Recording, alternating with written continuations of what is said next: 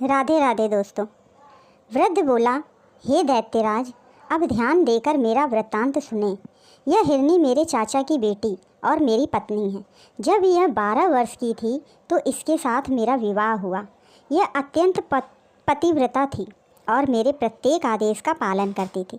किंतु जब विवाह को 30 वर्ष हो गए और इससे कोई संतान नहीं हुई तो मैंने एक दासी मोल ले ली, क्योंकि मुझे संतान की अति तीव्र अभिलाषा थी। कुछ समय बाद दासी से एक पुत्र का जन्म हुआ। बच्चा पैदा होने पर मेरी पत्नी उस बच्चे और उसकी माता से अत्यंत द्वेष रखने लगी। मुझे इस बात का अति खेद है कि मुझे अपनी पत्नी के विदेश का हाल बहुत दिन बाद मालूम हुआ। संयोगवश मुझे एक अन्य देश को जाना पड़ा। मैंने अपनी पत्नी से जोर देकर कहा कि मेरे पीछे इन दोनों की अच्छी तरह देखभाल करना और इनके आराम तकलीफ़ का ख्याल रखना। भगवान चाहेगा तो मैं 1 वर्ष में लौट आऊँगा। मेरी स्त्री ने मेरे जाने के बाद उन दोनों से दुश्मनी रखना शुरू कर दिया। वह जादू टोना भी सीखने लगी थी। मेरे जाने के बाद उस दुष्ट ने अपने जादू से मेरे बच्चे को बछड़ा बना दिया और उसे मेरे नौकर ग्वाले के सुपुर्द कर दिया कि अपने घर ले जाकर इसे खिला पिलाकर मोटा ताज़ा कर दे। इसी प्रकार उसने मेरी दासी को जादू के जोर से गाय बना दिया और उसे भी ग्वाले के घर भेज दिया। विदेश से वापस आकर मैंने अपनी पत्नी से अपने पुत्र और उसकी माँ के बारे में पूछा। उसने कहा कि तुम्हारी दासी तो मर गई है और तुम्हारे पुत्र को मैंने 2 महीने से नहीं देखा। मालूम नहीं वह कहाँ चला गया। मुझे अपनी दासी के मरने का बड़ा दुख हुआ, किंतु सब्र करके बैठ गया। किंतु मुझे आशा थी कि कभी न कभी पुत्र से मेरी भेंट हो जाएगी। 8 महीने बाद ईद का त्यौहार आया। मेरी इच्छा हुई कि इस त्यौहार पर मैं किसी पशु का बलिदान करूं। मैंने अपने ग्वाले को बुलाकर कहा कि कुर्बानी के लिए एक स्वस्थ गाय ले आ। संयोग से वह मेरी दासी ही को ले आया, जो जादू के जोर से गाय बन गई थी। मैंने उसे बलिदान करने के लिए उसके पैरों को बांधा तो वह बड़े करुणापूर्ण स्वर में डकारने लगी और उसकी आंखों से आंसू की धारा बहने लगी। उसका यह हाल देखकर मुझे उस पर दया आ गई और मुझसे उसके गले पर छुरी ना चल सकी। मैंने ग्वाले से कहा कि इसे ले जा और कुर्बानी के लिए दूसरी गाय ले आ। यह सुनकर मेरी पत्नी बहुत कुद्र हुई और कहने लगी कि इसी गाय की बलि दी जाएगी। ग्वाले के पास इससे अधिक हष्ट पुष्ट और कोई गौ नहीं है। उसके भला बुरा कहने से मैंने फिर छुरी हाथ में ली और गाय को मारने के लिए उघत हुआ। इस पर गाय और भी चीख पुकार करने लगी। मैं अजीब दुविधा में पड़ा। अंत में मैंने छुरी ग्वाले को दे दी और कहा, मुझसे इस गाय पर छुरी नहीं चलती, तू ही इसका बलिदान कर दे। ग्वाले को गाय के रोने चिल्लाने पर दया ना आई और उसने छुरी फेर दी। जब गाय की खाल उतारी गई तो सब ने देखा कि उसके अंदर अस्थि पंचर मात्र है, मांस का कहीं पता नहीं। कारण यह था कि गाय की हष्टता पुष्टता तो केवल माया जाल के कारण थी।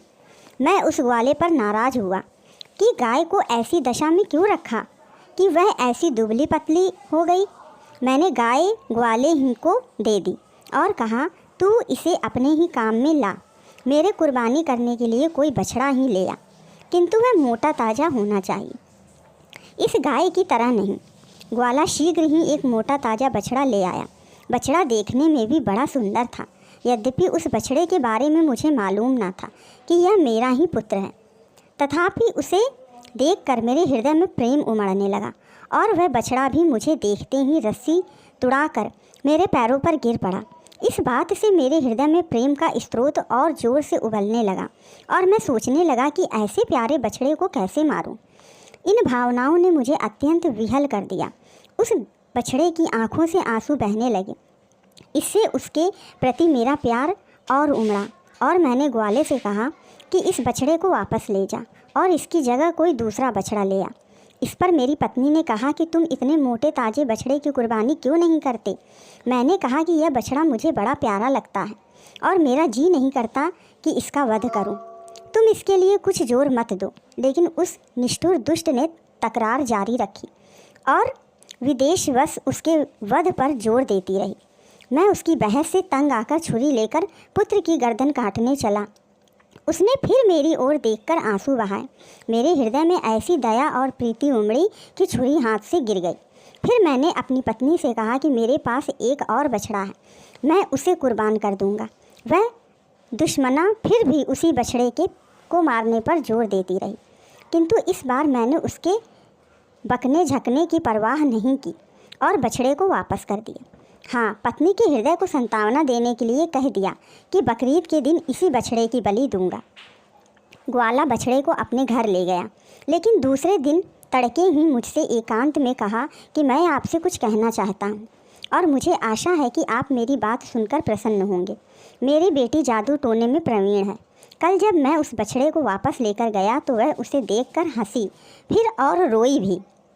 मैंने इस विचित्र बात का कारण पूछा तो बोली कि अब्बा, जिस बछड़े को तुम लौटाकर जिंदा लाए हो वह हमारे मालिक का बेटा है, इसीलिए मैं इसे जीता जागता देखकर प्रसन्न हुई। रोई इसलिए कि इसके पहले इसकी माँ की कुर्बानी दे दी गई थी। हमारे स्वामी की पत्नी ने सौतेली डाह के कारण इन माता पुत्र को जादू के जोर से गाय और बछड़ा बना दिया था। मैंने जो अपनी बेटी के मुंह से सुना, जैसा का तैसा आपको बता दिया। हे दैत्यराज, अब आप सोचिए कि यह वृत्तांत सुनकर मेरे हृदय में कितना शोक और संताप उठा होगा। मैं कुछ देर मरमराहट होकर चुप रहा, फिर ग्वाले के साथ उसके घर पर चला गया ताकि इस वृत्तांत को उसकी बेटी के मुंह से सुनूं। सबसे पहले मैं उसकी पशुपाला में गया ताकि अपने बछड़ा बने हुए पुत्र को देखूं, मैं उस पर हाथ फेरूं। इसके पहले ही वह मेरे पास आकर इतना लाड करने लगा कि मुझे विश्वास हो गया कि यह मेरा पुत्र ही है। मैं लड़की के पास जाकर ग्वाले के मुंह से सुना हुआ हाल दोबारा सुना और लड़की से कहा कि क्या तुम इस बछड़े को फिर से मनुष्य का रूप दे सकती हो? उसने कहा, निश्चित ही, मैं उसे दोबारा मनुष्य बना सकती हूँ। मैंने कहा, अगर तुम ऐसा कर दो तो मैं तुम्हें अपनी सारी धन संपदा दे दूँगा। लड़की ने मुस्कुराकर कहा कि हम लोग आपके सेवक हैं, आप हमारे मालिक हैं, आपकी आज्ञा शिरोधार्य है, किंतु बछड़े को मनुष्य रूप में मैं 2 शर्तों पर दूँगी। एक तो यह कि उसके मनुष्य बन जाने पर आपका उसका विवाह मेरे साथ कर देंगे, और दूसरा यह कि उसने इसे मनुष्य से पशु बनाया है, उसे भी थोड़ा दंड दिया जाए। मैंने उत्तर दिया, तुझे तुम्हारी पहली शर्त बिल्कुल मंजूर है। मैंने उत्तर दिया, मुझे तुम्हारी पहली शर्त बिल्कुल मंजूर है।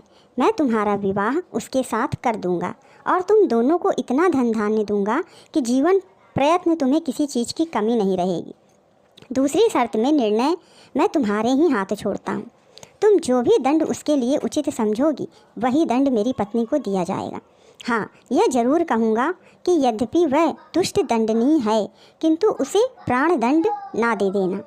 लड़की ने कहा कि जैसा उसने आपके पुत्र के साथ किया है वैसा ही मैं उसके साथ करूँगी।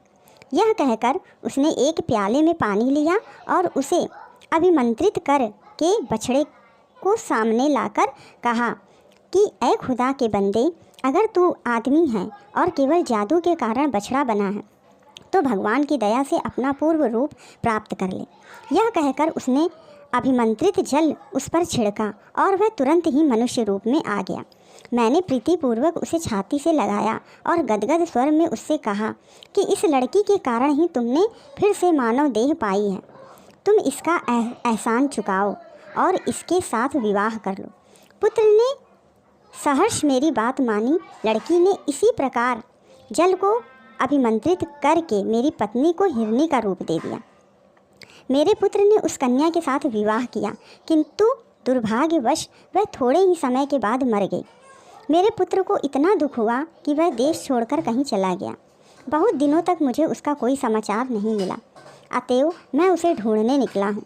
मुझे किसी पर इतना भरोसा नहीं था कि अपनी हिरनी बनी हुई पत्नी को उसके पास छोड़ता, इसलिए मैं उसे अपने साथ लिए हुए देश देश अपने पुत्र की खोज में घूमता हूँ।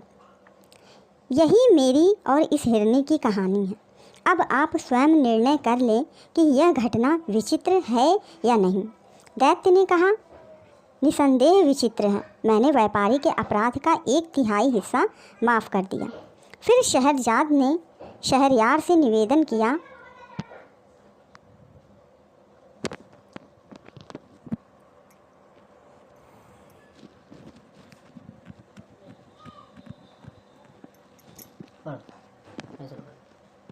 निवेदन किया कि जब पहला वृद्ध मनुष्य अपनी कहानी कह चुका तो दूसरे बूढ़े ने, जो अपने साथ 2 काले कुत्ते लिए था, दैत्य से कहा कि मैं भी अपना और इन दोनों कुत्तों का इतिहास आपके सम्मुख रखता हूँ। यदि यह पहली कहानी से भी अच्छा हो तो आशा करता हूँ कि उसे सुनने के बाद व्यापारी के अपराध का 1/3 भाग और क्षमा कर दिया जाएगा। दैत्य ने कहा कि अगर तुम्हारी कहानी पहली कहानी से अधिक विचित्र हुई तो मैं व्यापारी तुम्हारी बात ज़रूर मानूंगा। कहानी को आगे जानने के लिए चैनल को लाइक करें, सब्सक्राइब करें और कमेंट करें।